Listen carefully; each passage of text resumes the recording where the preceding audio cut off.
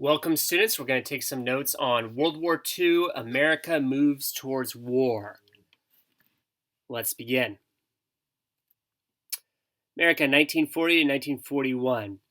Roosevelt began to prepare the nation for war in what is called his Arsenal of Democracy speech. This was a call to arm and support the Allies. So as you remember in history class, we've been talking about how in the 1930s, FDR had kept America from war, from getting involved in World War II, even though Hitler was menacing and taking countries in Europe, and even though Japan was terrorizing and pillaging and raping and destroying parts of China, America was still selling to Japan and other countries. But finally, FDR says that we need to be the arsenal of democracy.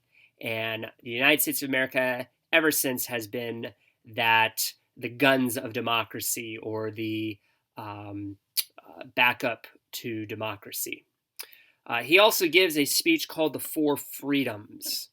And instead of giving you the Four Freedoms spelled out right here, I'm going to play the actual speech that he gives. And I want you to write down the four freedoms that he says we must fight for.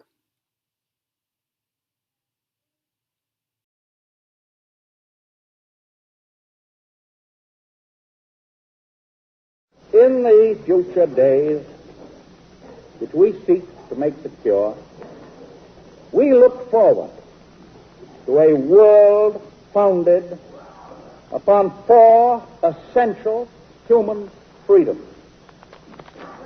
The first is freedom of speech and expression everywhere in the world. The second is freedom of every person to worship God in his own way everywhere in the world. The third is freedom from want, which translated into world terms means economic understandings which will secure to every nation a healthy, peacetime life for its inhabitants everywhere in the world. The fourth is freedom from fear, which translated into world terms means a worldwide reduction of armaments to such a point and in such a thorough fashion that no nation will be in a position to commit an act of physical aggression against any neighbor anywhere in the world.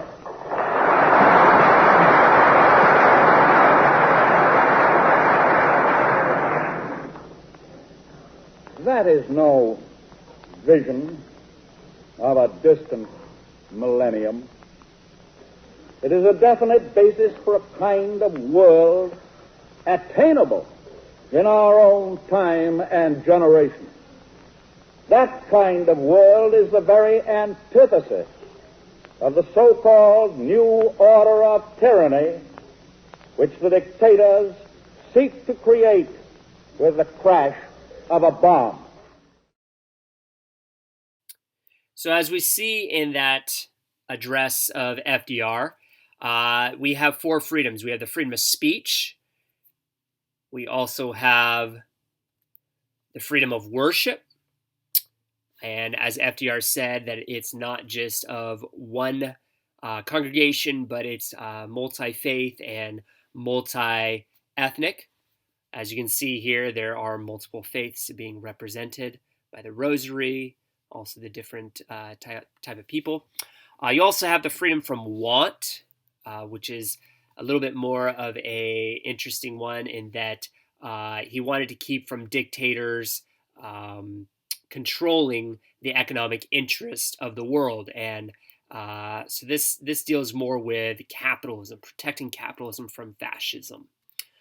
Also, you have the freedom from fear, and the fear of dictators using social Darwinist theories to destroy the weak and to eradicate the sick, the undesirables, as they call it. And so that freedom from fear is what America's fighting for. Roosevelt would win his third term as well, as you can see, landslide victory. He believed that the country and the world needed a seasoned leader. He's the first one to actually win 3 terms. He's the only president to serve over 2 terms. He would actually win 4 elections, but he would die a few months into his 4th term. These are some interesting anti-third term, anti-Roosevelt slogans here. 2 times is enough for any man.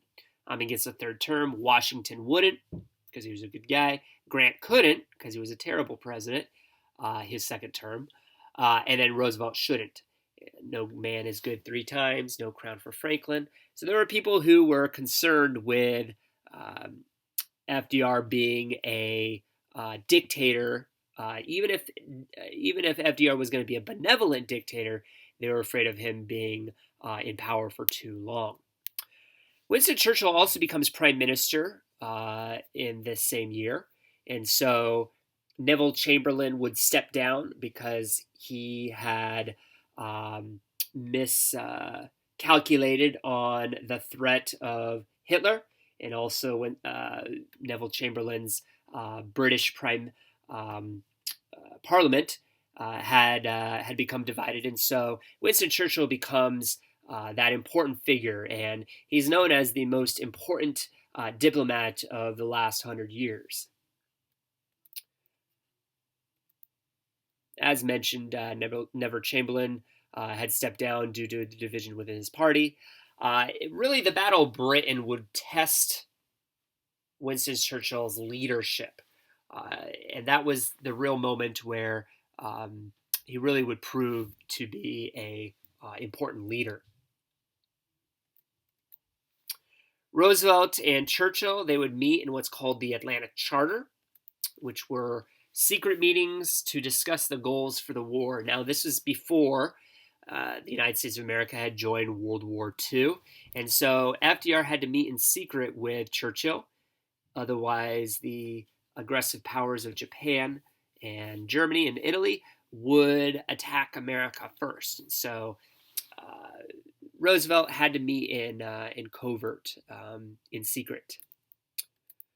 To focus their efforts on Germany first was the plan. You don't need to write down why. These are italicized, but the Nazis' expansion posed the greater threat to the Allied cause, especially France and Britain, also Russia, who was our ally during World War II. The Nazi opposition was quicker to contain than Japanese. The Japanese having different islands was a lot more challenging versus a land battle and concentration there. The Allies would only accept an unconditional surrender of Japan and also of Germany. U.S. places trade sanctions on Japan. Japan would then seize Indochina in 1940.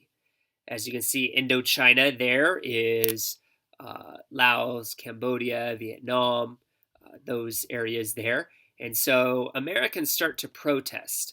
Now, as you can see right here with this map, the Philippines right here, the Japanese would not attack yet, or the Hawaiian Islands, and that's because the United States had those territories, if you remember, from 1898.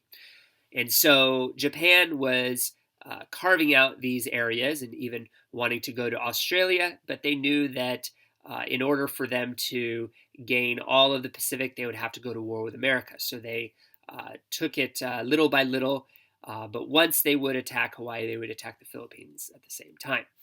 So peace talks between the two nations started to commence, and so America thought that we could have peace with Japan instead of going to war. However, that would change December 7th, 1941, as FDR would say, a day that would live in infamy. That's when Japan secretly attacked America's main naval bases at Pearl Harbor, Hawaii, and also the Philippines. Now, the reason that we celebrate this as Pearl Harbor Day instead of Manila Day or Philippines Day is because Pearl Harbor was attacked in one day. the Philippines, it would take 4 months for the Japanese to get the Philippines to surrender. As you can see right here, this is a map of the strategic bombing that would happen of our airplanes and also our ships.